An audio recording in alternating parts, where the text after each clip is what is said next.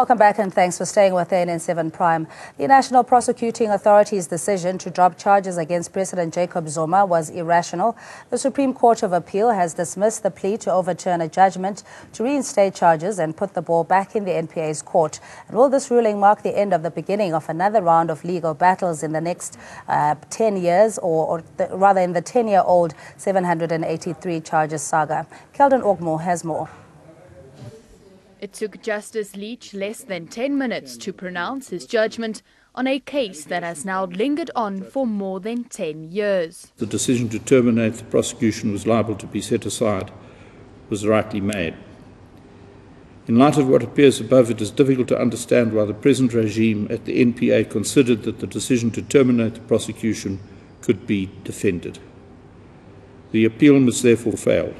The ruling does not mean automatic reinstatement of 783 charges against President Zuma. What it does is to put the onus on the National Director of Public Prosecutions to take the final call. The court has not ruled that the charges be reinstated. Remember, that was one of the grounds for appeal.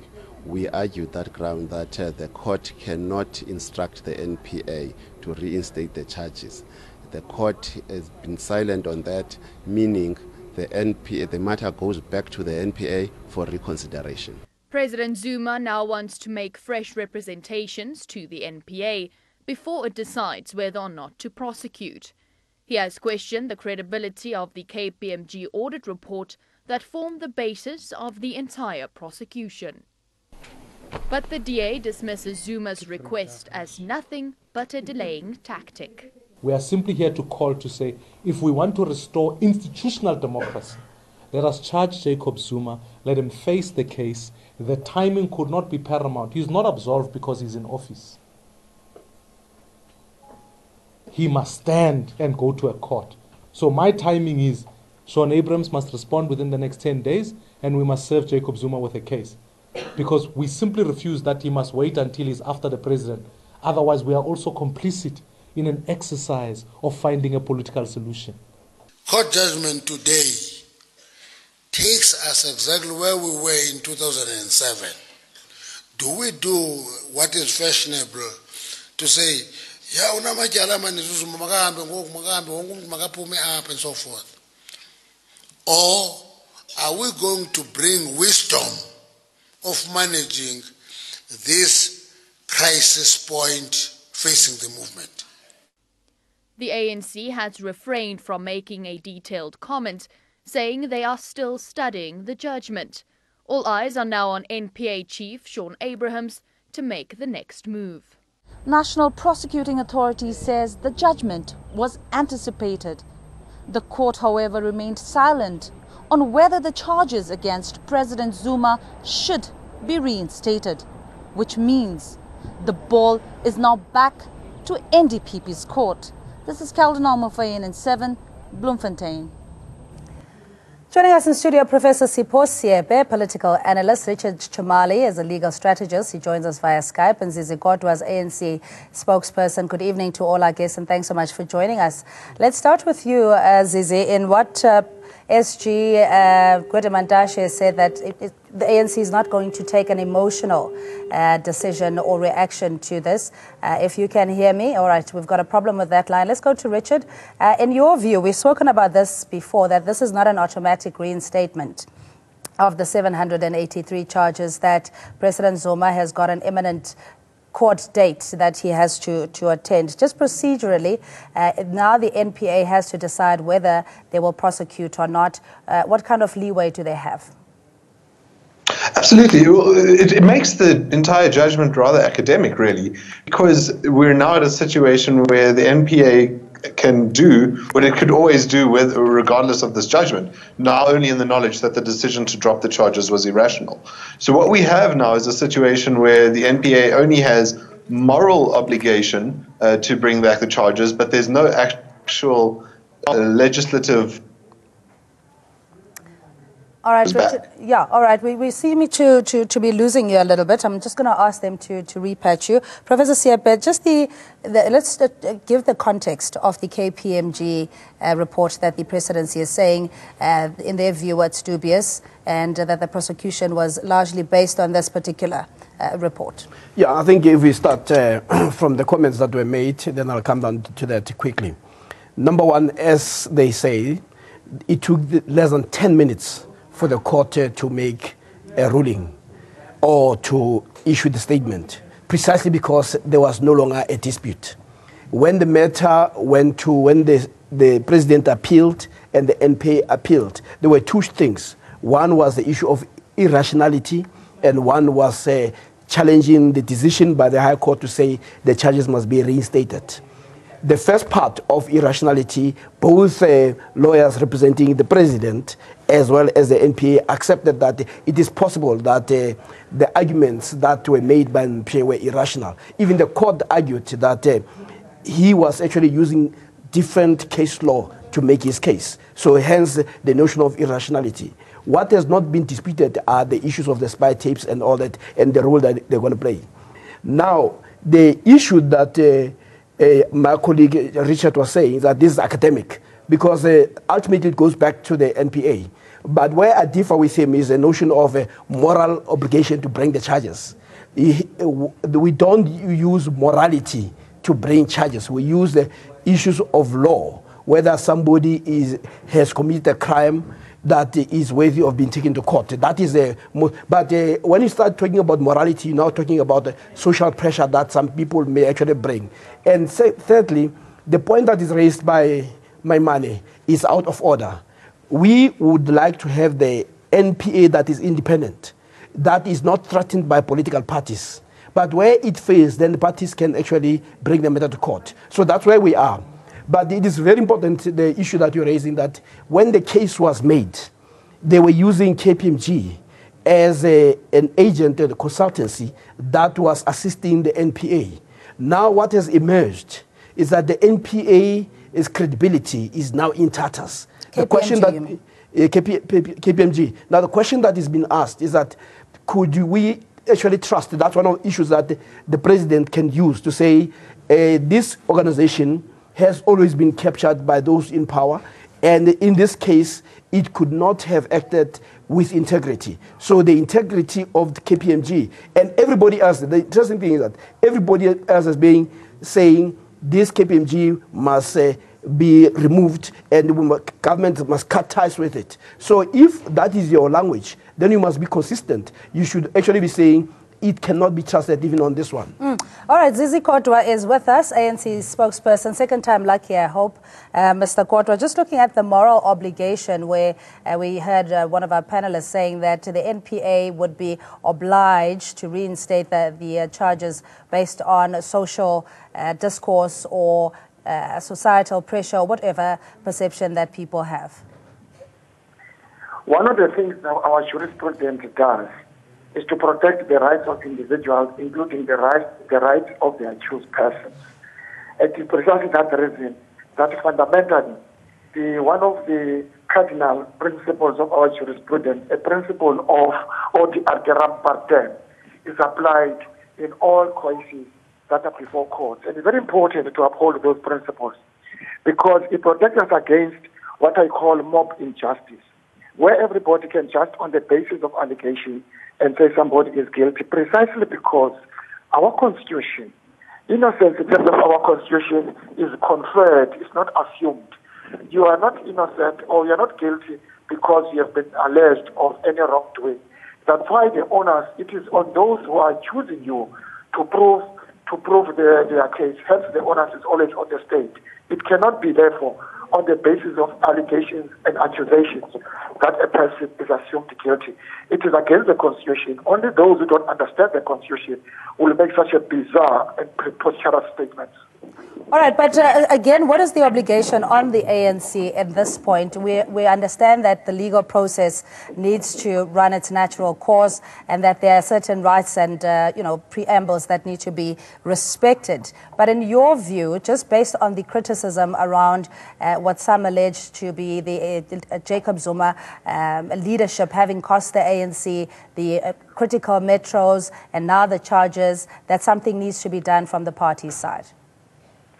We have never, the African National Congress attributed our dismal performance in the last government elections to President Zuma. We have understood that the cumulative effect of some of the issues that the party had to face, ill-discipline, factionalism, disunity, influence of money, to some extent, the lack of ability to elect or select leadership that appeals to the people and actually impose people that are not wanted by communities. It has costed the African National Congress. There's not one person who would have costed the African National Congress in terms of what has happened in the past. So we're very clear as the ANC. However, we don't undermine the impact, whether it's a branch member, whether it's a regional chairperson. If that person is accused, it does have an impact to brand African National Congress. But you don't act on those issues using feelings and emotions. It's important, especially when the issue is before or within the laws of our country, that it must be done so less emotional, because at the end of the day, individuals have got rights. And I think that's why we cautiously said in our statement, whilst we noted and we expressed our full confidence in our judiciary and the options it offers to affected and aggrieved parties, will allow those parties to take whatever options that are available, and therefore will be guided in terms of making our comprehensive statement at a later stage by the decisions they took. Please stay on the line, Mr. Kodwa. Richard Chamale, I hope you were back with us, a legal strategist. Just to go back on the moral obligation before we got cut off, that is not a prescription of law when you have to prosecute a case. Absolutely not. And I must clarify that because a moral obligation is merely impactful verse of a judgment. And that's what we were expecting when it came to the judgment, and what we didn't actually find. I've just read through the judgment now again, and it doesn't really stipulate any forceful application to bringing the charges back. Of course, it's not in the actual order, but I would have thought that in the text somewhere they would have alluded to saying that it would be reasonable to bring the charges back. In fact, the only allusion it makes towards that is when the judgment indicates that it even asked counsel for the president whether he thinks it's a natural course.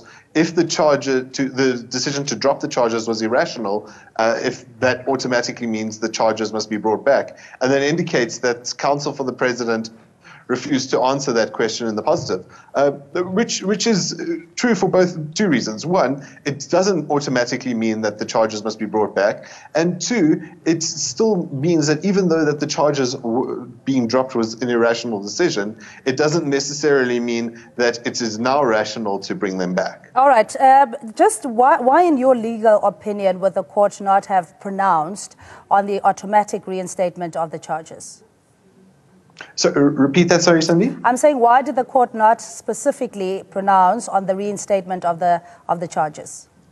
Well, quite simply because that would, to most legal scholars, myself included, would be overreaching of the court and would defy the doctrine of the separation of powers and accountability. It would be unjust for the court to prescribe to the NPA, which is a member of the executive, that what it should do.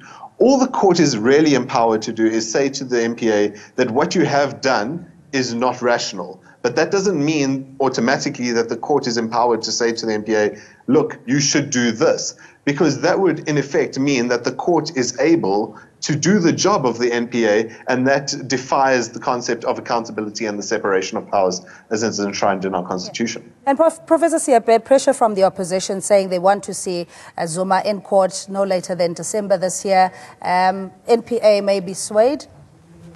I don't think this NPA is going to be swayed.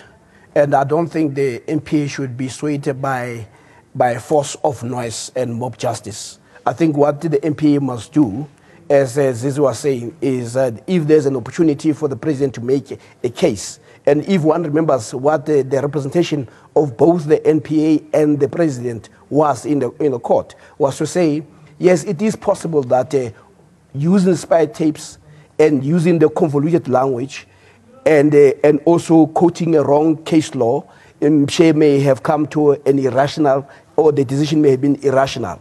But what they were saying is that we also want to make it clear that to the court that we made a broad representation. The spy tapes were just one part of the representation. So that other part still has, the NPA still has to evaluate it and decide whether it merits a decision that says whether we prosecute or not prosecute. So the matter is not as simple as it was put. The spy tapes still remain. It's a very important evidence that will still be put should the case be brought back. But there is also a representation. And what people must also understand is that it's not like this case started now.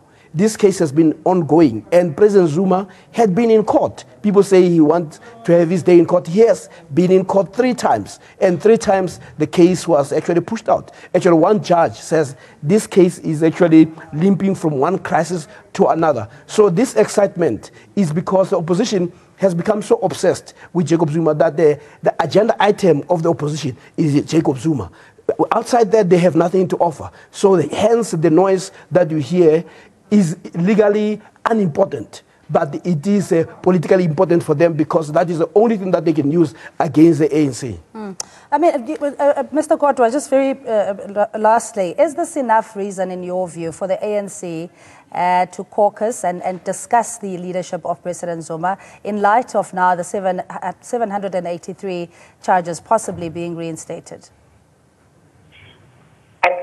We must be very cautious to make assumptions about things that I have not yet even before be decided by appropriate institutions of our democracy.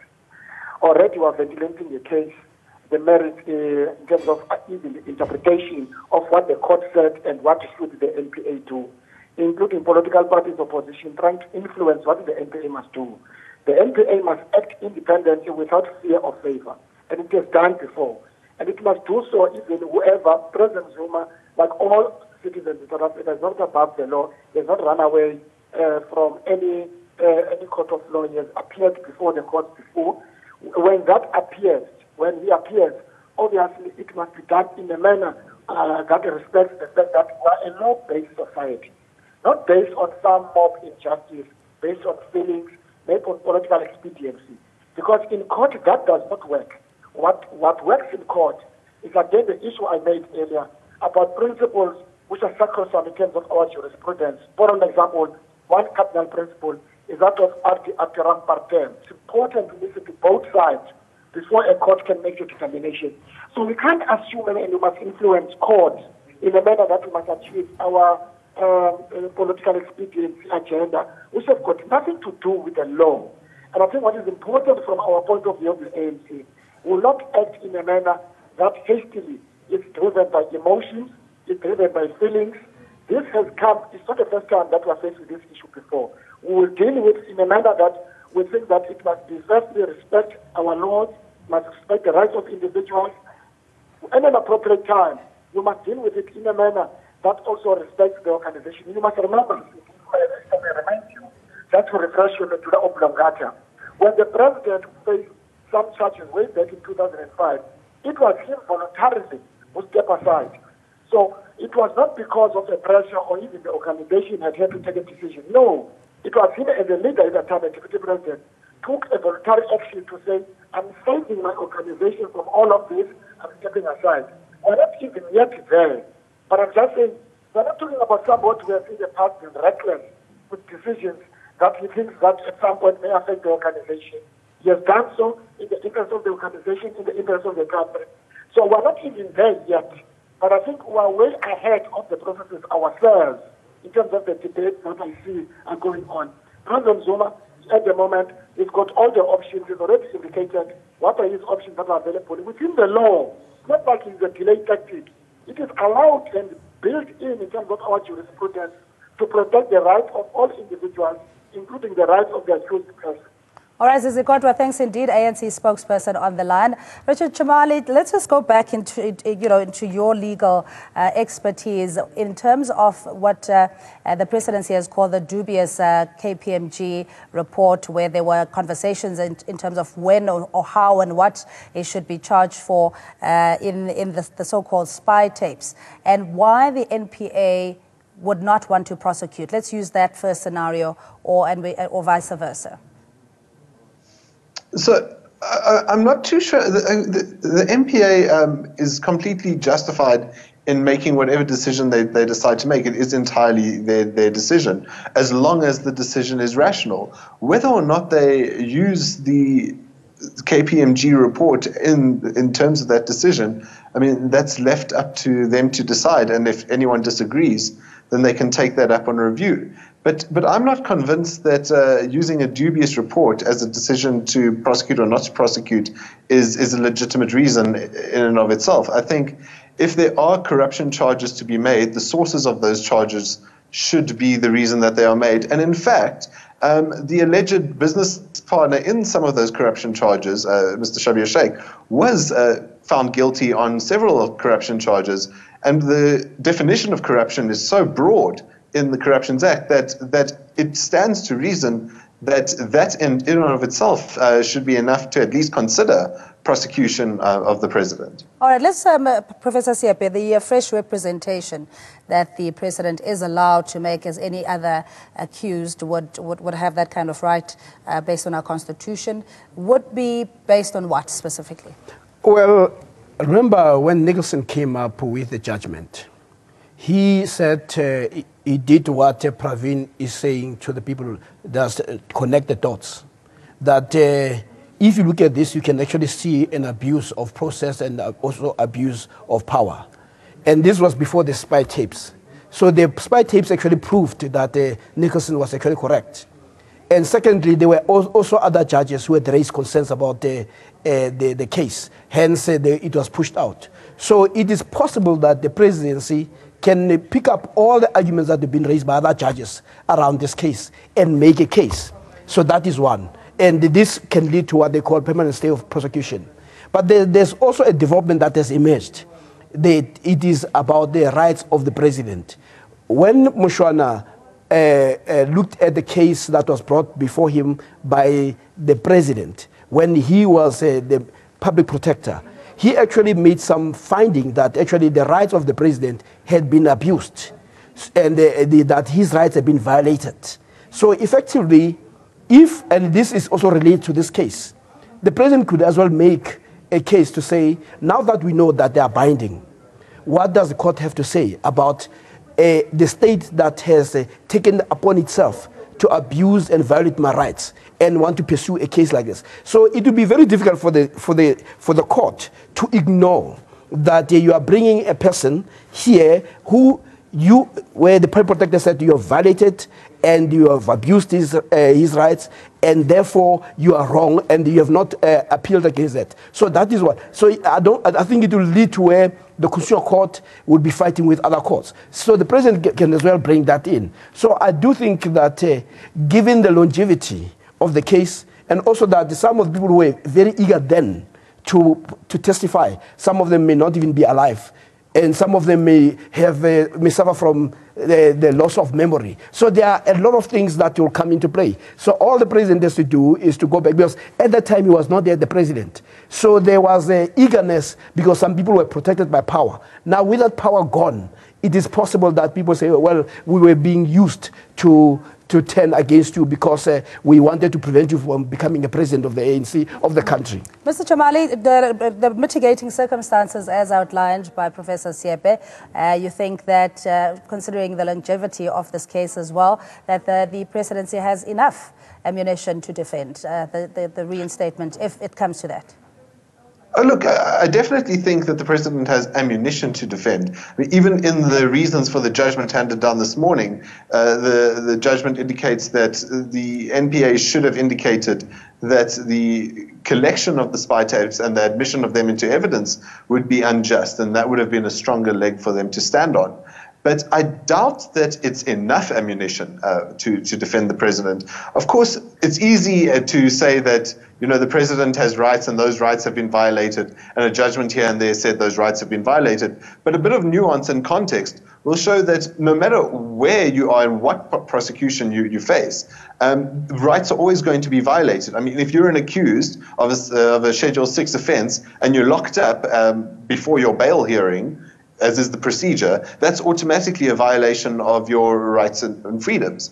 But we do that because the Constitution allows for limitation of rights in the better interest of society. So it's not enough to just say the rights have been violated. They'll have to say these specific rights have been violated and the violation of those rights is unjust. And I can't piece together a puzzle that will show me, at least, that the violation of whatever the allegations of the president's rights have been violated. I can't see that will be that won't be justified in the broader scheme of things. Professor Siep, your response? Just a quick one. First of all, if the Constitutional Court says the findings of a public protector are binding, and unless they are reviewed, you have that challenge, and nobody has challenged that the president's rights were violated. So that is one fact, and one fact that is not in dispute. Secondly, you have an accumulation of mistakes, errors that were made by the prosecution that led to a number of judges to come to a determination that there is no case here. So if you bring them all from different judges, you are having a very solid case to make, which can take a long time. But also, as people know, that the people's memory, especially for matters that took place more than 10 years ago, I mean, people are not even able to remember what happened yesterday. But when the power dynamics have actually changed, the eagerness, and as I say, some people have actually even died who were eager to make sure that the President Zuma does not become the president. If those were some of the people. But you also have a former NPA director who was involved 2 years afterwards in the case. All those things had not been thoroughly ventilated in a court of law. So if the case were to be brought in, those are the things that the NPA can actually ask, that we are going to be spending more time defending ourselves rather than to actually be dealing with the accused. Professor Siep, we're going to have to leave it there. It sounds like it's going to be a lengthy process before any decision is announced. The NPA having to consider the precedents of fresh representation and come out with some decision. But thanks indeed, Professor Sipho Siep, political analyst, Richard Chumali, legal strategist on the via Skype, and Zizi Kodwa, ANC spokesperson on the phone line. We appreciate it. We'll take a quick break, and up next, ANC decides with Mfundo Mabalane.